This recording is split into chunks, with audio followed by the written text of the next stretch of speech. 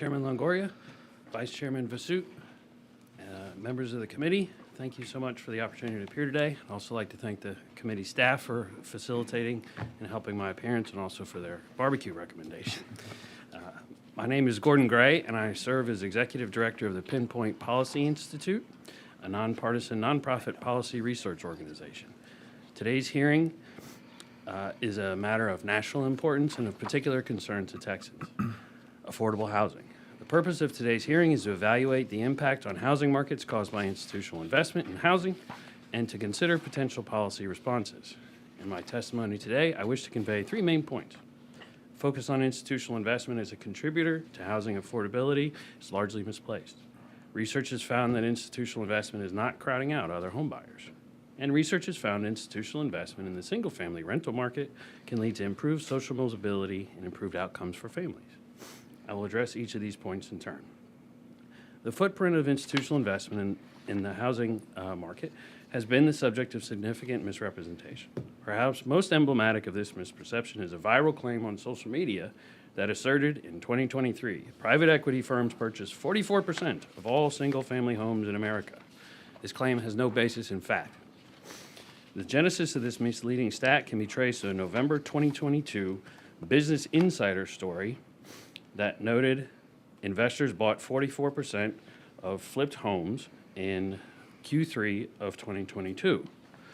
Note that this story reflects investors, which are a fraction of housing purchases, and their activities in flipping, which is again a fraction of housing market activity in 1 quarter of 1 year that was actually different than that cited in the stat.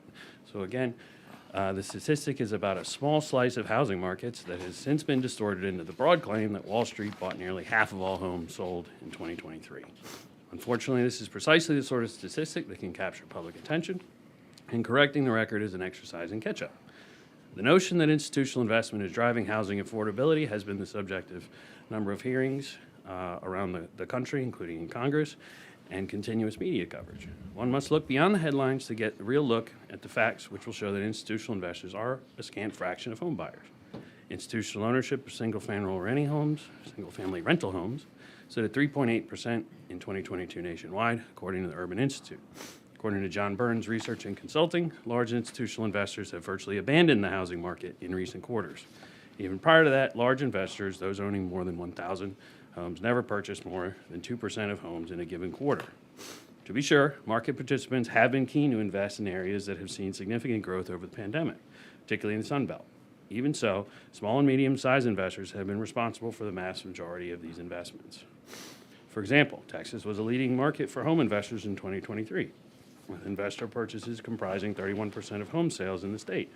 However, large investors have only been a scant fraction of that, about on the order of 4% if prior trends held up. This share of large institutional purchases is consistent with other public data. In sum, the data simply does not support the idea that institutional investment is contributing meaningfully to housing affordability challenges. This is borne out in other research. Given that institutional investment has a relatively modest footprint in the housing and rental markets, it should not have outsized effects on price discovery within those markets.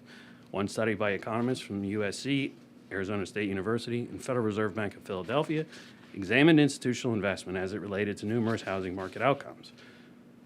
The study found the presence of investment was correlated with increased housing supply. Notably, the authors found no evidence that institutional investment was crowding out other home buyers. Specifically, the authors examined sale-to-list price ratios in relevant housing markets. As the study notes, if institutional investors were exerting price pressures, sellers should command higher prices relative to listing prices. The authors found no such evidence. There is additional relevant research examining market outcomes that I've included in my testimony. Beyond the scale and effect on markets from institutional housing investment is its impact on market participants. There is a robust literature that these investments improve neighborhoods and social mobility, including educational outcomes.